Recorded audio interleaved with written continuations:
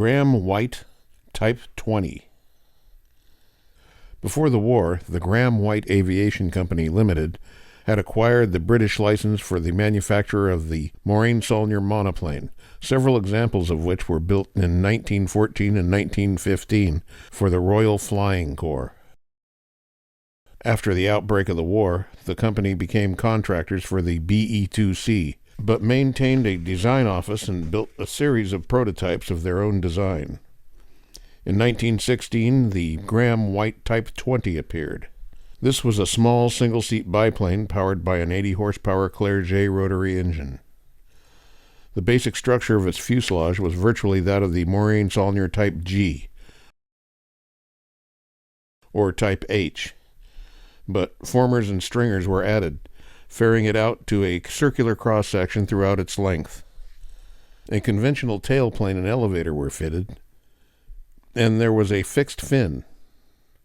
The balanced rudder was somewhat similar to that of the Grahame White monoplane of 1912.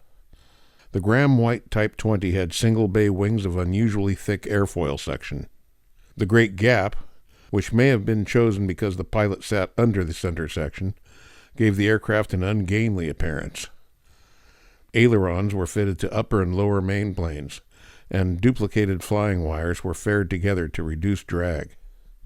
As an alternative power unit, the Type 20 could have the 80-horsepower Leron, and there is an indication that a 100-horsepower engine could be installed.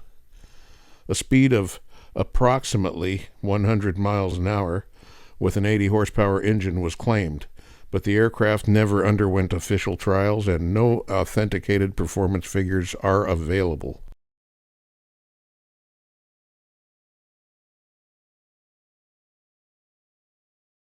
The Grahame White Type 21. The Grahame White Type 21 appeared in April 1917 and was a more serious attempt to produce a single-seat Scout. It was rather better proportioned than the Type 20, and considerable care had been taken to keep drag to a minimum.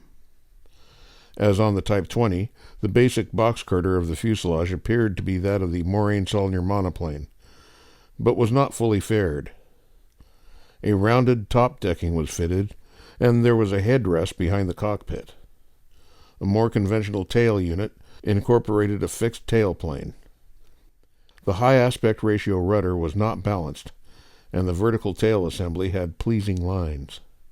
Only the lower wings had dihedral, but again ailerons were fitted to the upper and lower wings. The most remarkable feature of the aircraft was its single I-type interplane and center section struts, which were basically similar to those of the SE-4. As on the Type 20, the duplicated flying wires were faired together. The cockpit was under the center section, which was covered with transparent material to improve the pilot's upward view. The undercarriage was of wide track, and the V-struts were broader than those of the Type 20. Power was provided by an 80-horsepower Leron engine, and the aircraft was tested with 4-blade and 2-blade air screws. A speed of 107 miles per hour was claimed, but this was not good enough for mid-1917, and the Type 21 was not developed.